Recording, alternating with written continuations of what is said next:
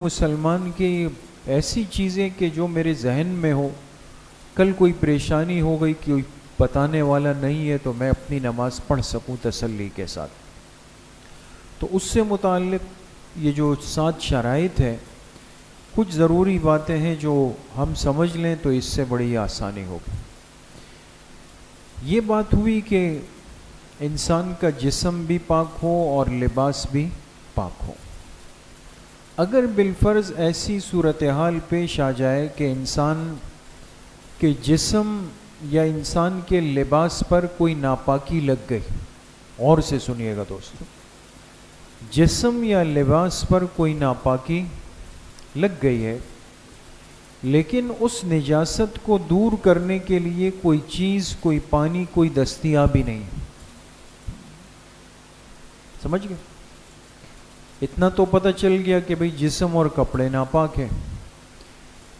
تو اب نماز کا وقت داخل ہو گیا اور تنگ ہوتا جا رہا ہے. اب اس نجاست کو دھونے کے لیے کوئی چیز نہیں ہے تو کیا کرے؟ آئے ان کپڑوں کو ہٹا کے نماز پڑھیں کہ ناپاک کپڑوں میں بھئی کیسے نماز پڑھیں گے، یا انہی ناپاک کپڑوں کے اندر ہی نماز پڑھ لیں؟ اہم مسئلہ ہے.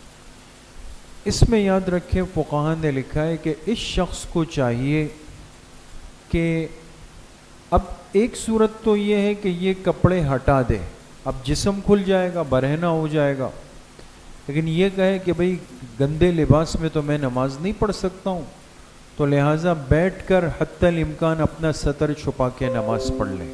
ایک صورت یہ لکھی ہے فقہاء نے اور اس پر عمل بھی ہو سکتا ہے، لیکن یہ پسندیدہ نہیں. بلکہ اس صورت میں بھی ترجیح یہی ہے کہ اگر ان کپڑے کو پاک کرنے کی کوئی چیز نہیں ہے تو اس کے بجائے کہ یہ کپڑے اتارے، اس کو چاہیے انہی ناپاک کپڑوں کے اندر ہی یہ وقت کی نماز کو ادا کر لے گا. یہ ادا کر لے گا. بعد میں جب اس کو پانی دستیاب ہو جائے گا تو اپنے لباس کو دھو کر کے اس نماز کا اعادہ بھی کر لے گا. یعنی اس سے ایک اندازہ لگائیں کہ شریعت کسی بھی حالت میں جسم کی بے ستری کو قبول نہیں کرتی کہ انسان اپنا جسم کھول لے. اچھا، اسی طریقے سے ایک اہم مسئلہ یہ ہے کہ ایک آدمی سفر میں ہے مثال کے طور پہ، اور اس کے پاس کچھ پانی موجود ہے، مثال کے طور پہ ایک لوٹا یا ایک بوتل یا ایک برتن میں پانی ہے، اور یہ تو اتنا سوچ کے لے گیا کہ بھئی اتنا پانی ہو جس سے میں وضو کر لوں، وضو کے اعتبار سے. اللہ کی شان یہ کہ دوران سفر وضو کی حاجت بھی پڑ گئی، وضو ٹوٹ گیا، کپڑے بھی ناپاک ہو گئے.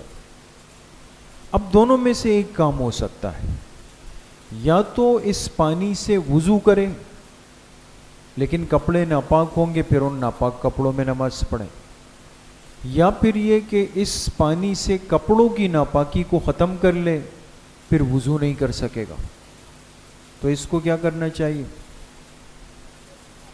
جی، وضو نہیں کر لے، اس لیے کہ اگر یہ کپڑے دھو لیتا ہے اور کپڑے کیا ہو گئے؟ پاک ہو گئے، اب وضو کا مسئلہ رہ گیا نا.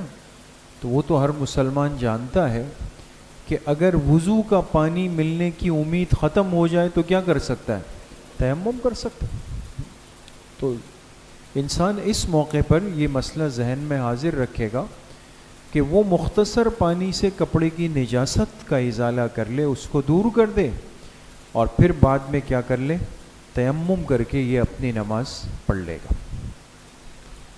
اچھا، اسی طریقے سے ایک اہم، بلکہ میں عرض کروں گا کہ اہم ترین مسئلہ، خاص طور پہ آج کل کے حالات کے اعتبار سے، اور بالخصوص سفر اور بالخصوص حرمین کے سفر پہ جانے والے حضرات.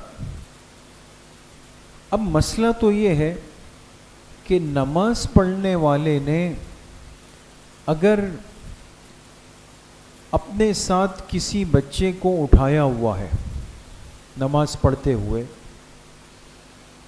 تو ضروری ہے کہ وہ بچہ جو خود اپنے آپ کو قابو نہیں کر سکتا، اور ظاہر سی بات ہے اسی بچے کو ماں باپ اپنے ساتھ اٹھاتے ہیں، تو عام طور پہ سفر میں اور بالخصوص حرمین میں، اللہ سب کو حاضری نصیب فرمائے، مکہ مکرمہ میں طواف میں خاص طور پہ دیکھا ہوگا کہ مائیں ایسے چھوٹے بچوں کو بیلٹ باندھ کر کوئی آگے کوئی پیچھے اپنے ساتھ باندھ دیتے ہیں نا، تاکہ بچہ آگے پیچھے نہ ہو، محفوظ بھی رہے، غائب بھی نہ ہو جائے مجمع کے اندر۔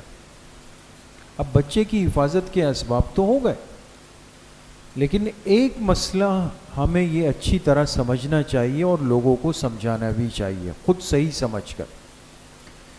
اب سوال یہ ہے کہ یہ بچہ اپنی ماں کے ساتھ یا اپنے والد کے ساتھ چپک تو گیا، اس پر آ گیا۔ اب مسئلہ یہ کہ نماز پڑھنے والے نے اگر ایسا بچہ اپنے ساتھ اٹھایا ہوا ہو کہ جو بچہ خود اپنا کنٹرول نہیں کر سکتا، معصوم بچہ ہے، تو ایسی صورت میں ضروری ہے کہ اس بچے کا لباس اور اس کا جسم پاک ہو۔ بات سمجھ گئے؟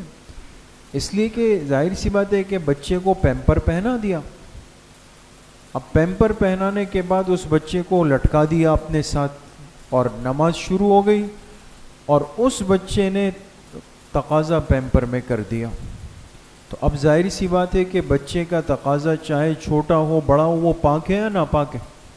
ناپاک ہے، اس میں تو کوئی اشکال نہیں، کلام نہیں۔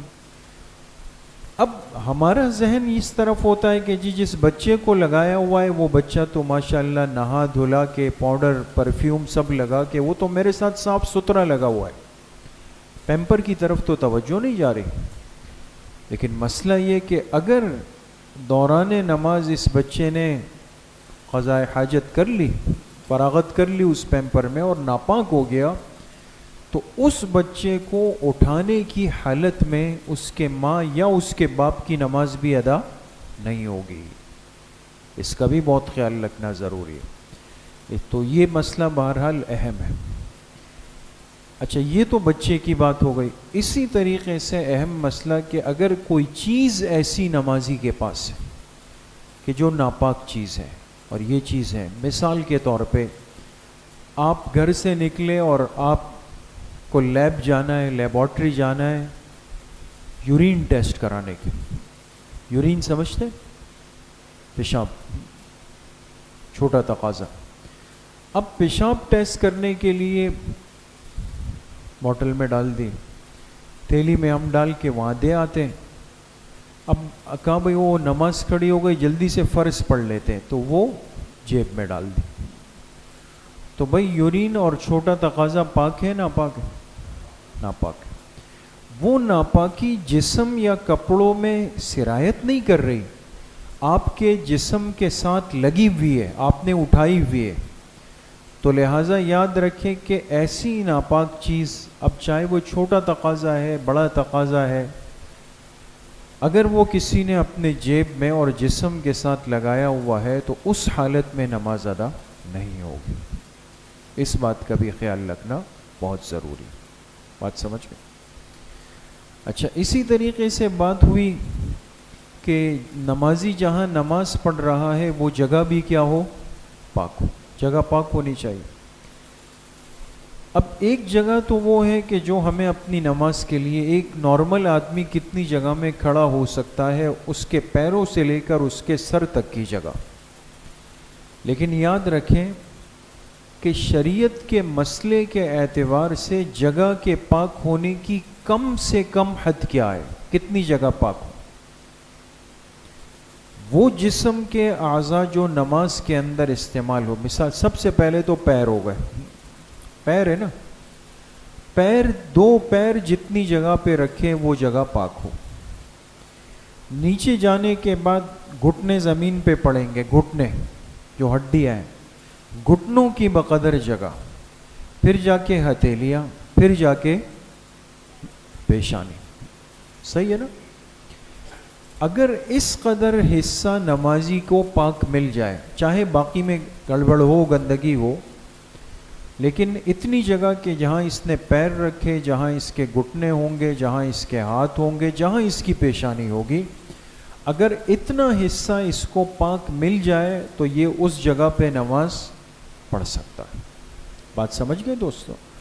اور یہ ہو سکتا ہے، بارشیں ہیں، بعض جگہوں پہ کیچڑ ہوتی ہے، معاملات ہوتے ہیں، ہر قسم کے حالات اس دنیا میں انسان پہ آ سکتے ہیں، اس لیے فقہا نے جو مسائل لکھے نا دوستو، یہ بعض لوگ عجیب سے ہوتے ہیں، وہ کہتے ہیں انہوں نے بیٹھ کے فرضی باتیں لکھ لی.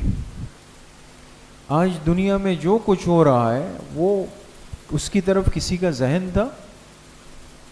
امام اعظم ابو حنیفہ رحمۃ اللہ علیہ نے مسئلہ لکھا کہ اگر ایک شخص نماز کے لیے ایسی جگہ پر ہے کہ نہ اس کے پیر زمین پر ہے اور نہ اس کے پیر پانی کے اوپر ہے بلکہ وہ خلا کے اندر ہے، تو ایسے آدمی کے نماز اور نماز کے اوقات کا کیا ہوگا؟ یہ مسئلہ ہمارے فقہا نے لکھا، امام اعظم رحمۃ اللہ علیہ نے لکھا. تو لوگ ہوتے ہیں نا جو فقہا کا مذاق اڑا، انہوں نے کہا یہ دیکھیں نا ایک فرضی بات ہے، ایسا دنیا میں کب ہو سکتا ہے؟ آج انسان خلا میں جا رہا ہے نا؟ آج چاند پہ جانے کی باتیں اور چاند پہ جانے کے دعوے ہو رہے ہیں دوستوں، اور کچھ بھی نہ ہو تو ہوائی جہاز میں انسان کہاں بلندی پہ چلا جاتا ہے اور کہتے ہیں بھئی ہم جب اپنے ملک سے اڑے تھے تو دن تھا، جب دوسرے ملک میں اترے تب بھی دن ہے، تو بھئی میں اب کیا کروں یہاں پر؟ فجر پڑھ کے چلا تو پاکستان میں بھی فجر کا وقت تھا، اور جب کینیڈا ایئرپورٹ پہ اترا تب بھی فجر کا وقت ہے، تو میری وہ فجر ہوئی یا نہیں؟ یہ فرضی مسائل نہیں تھے. ان حضرات کو اللہ نے اتنی بڑی بصیرت دی تھی کہ انہوں نے اس امت کے صدیوں کے حساب سے مسائل لکھے، اور آج امت اس سے فائدہ اٹھا رہی ہے دوستو. تو یہ بات ہو گئی. اسی طریقے سے ایک بات یہ سمجھ لیں کہ اگر ایسی جگہ پہ انسان نماز پڑھ رہا ہے کہ جہاں نیچے ناپاکی ہے، ہمیں پتہ ہے کہ نیچے کی زمین ناپاک ہے، یہاں کتے بلیاں جانور دائیں بائیں یہ سب گھومتے ہیں، گندی ناپاک جگہ ہے، سب کو پتہ ہے. اب کوئی جگہ نہیں ہے نماز پڑھنے کی، تو کسی نے جا کر اس جگہ پہ چادر بچھا دی، پاک چادر، تاکہ میں اس جگہ کے اوپر پاک چادر بچھا کے اس چادر کے اوپر نماز پڑھوں. بات سمجھ؟ تو اب سوال یہ ہے کہ آیا اس پاک چادر کے اوپر جس کے نیچے کی زمین ناپاک ہے، ناپاکی ہے، آیا اس کے اوپر نماز ہو سکتی ہے یا نہیں ہو سکتی؟ اس میں یاد رکھیں کہ اگر چادر اتنی باریک اور پتلی ہے، جیسے بعض چادریں مستورات کے دوپٹے آپ نے دیکھے ہوں ہلکے سے ہوتے ہیں، اس سے نیچے کی زمین کی رنگت سب چیزیں ہی نظر آ رہی ہیں، تو اتنی باریک چادر جس سے نیچے کی زمین کی چیزوں کا رنگ اور ہر چیز محسوس ہو رہی ہے، وہ چادر نماز کے قابل نہیں ہوتی. البتہ اتنی دبیز، اتنی موٹی چادر ہے کہ جو آپ نے جب اس ناپاک زمین پر رکھی، جیسے ہمارے مصلے ہیں ہے نا، یا موٹی چادریں ہیں، اس کے بعد نیچے کا کچھ نظر ہی نہیں آ رہا، تو ان چادروں کے اوپر کھڑے ہو کے اگر کوئی نماز پڑھنا چاہے تو بالکل پڑھ سکتا ہے، اس میں کوئی مسئلہ نہیں ہے. بات سمجھ میں آ گئی؟ تو جسم پاک ہو، لباس پاک ہو، جگہ پاک ہو، اس میں یہ کچھ بنیادی مسائل سمجھ دیں. باقی سطر ڈھکا ہوا ہو، کتنا سطر، پھر مرد عورت کے سطر کا فرق کیا ہے، اسی طریقے سے وقت کا داخل ہونا، قبلہ رخ ہونا، نیت، اس میں بھی کچھ باتیں ہیں، وہ انشاءاللہ آئندہ مجلس میں. اللہ پاک صحیح عمل کی توفیق نصیب فرمائے. الحمدللہ رب العالمین.